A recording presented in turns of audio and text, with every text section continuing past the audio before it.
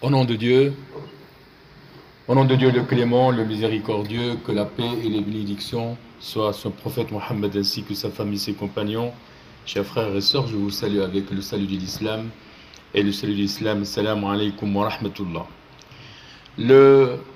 Les observateurs que nous sommes, les serviteurs de Dieu, voient que l'anxiété, la panique dominent nos comportements, nos réactions dans ce monde, et cela est dû à la tourmente de la situation financière mondiale. Et notre Seigneur, glorifié et exalté soit-il, a mentionné dans son livre des descriptions de l'homme qu'il a été créé dans la peur.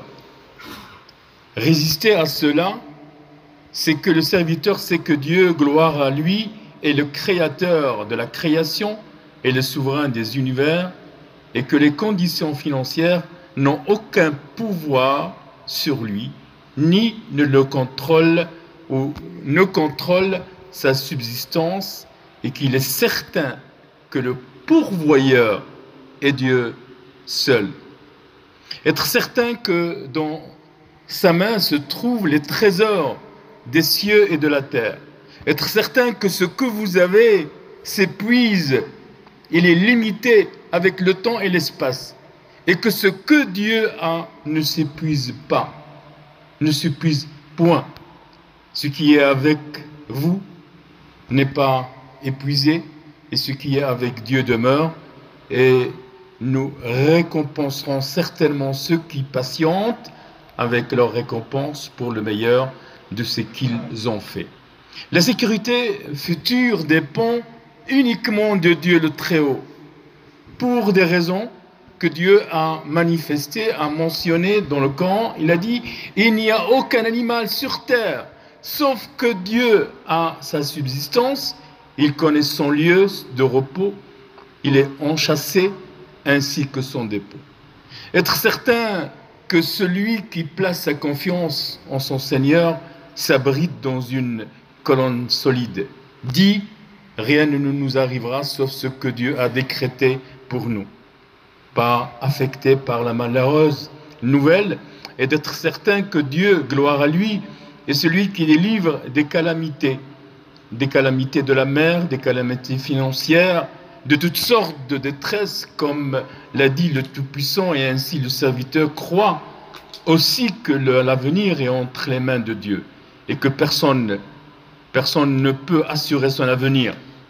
J'ai assuré mon avenir, ou j'ai assuré l'avenir de mes enfants, c'est quelque chose qui est entre les mains d'Allah subhanahu wa ta'ala, et que c'est illusoire d'être certain que nous pourrions assurer l'avenir, car il y a des surprises et des grands événements que seul Dieu connaît.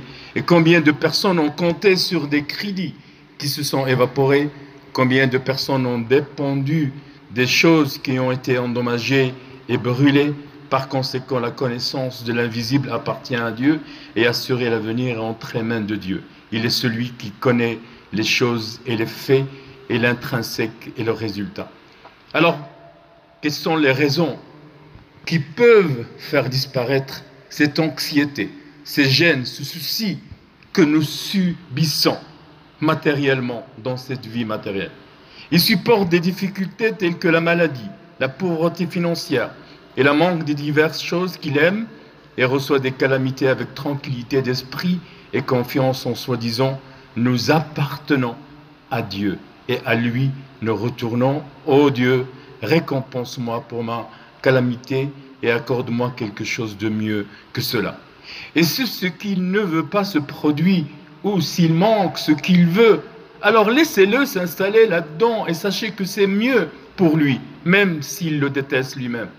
Et il se peut que vous haïssez une chose et qu'il soit bonne pour vous, et qu'il se peut que vous aimiez une chose et qu'il est mauvaise pour vous et qu'elle soit mauvaise pour vous aussi. Et laissez-le attendre le soulagement, la récompense, et comparer ce qu'il a manqué de bénédiction ou d'épreuve, et qui lui est arrivé avec les types de bénédictions que Dieu lui a accordées, il l'a distrait des types de malédiction. Éviter les sources d'anxiété comme nous, ne pas élever ses enfants et ne pas les initier à la morale vertueuse afin qu'un jour ils deviennent eux-mêmes une source d'anxiété et d'inquiétude. Et il ne fait aucun doute que certains enfants sont devenus une source d'anxiété et de peur pour leurs parents. Ainsi, on invoque Allah subhanahu wa ta'ala et on dit: je cherche refuge auprès de toi contre l'inquiétude et le chagrin, la paresse et l'avarice, la lâcheté, le fardeau et la dette et la domination des hommes. Ô Dieu, accorde-moi le bien et utilise-nous justement. Wa astaghfirullah li wa lakum wa li jami'il muslimin. Assalamu alaikum wa rahmatullah.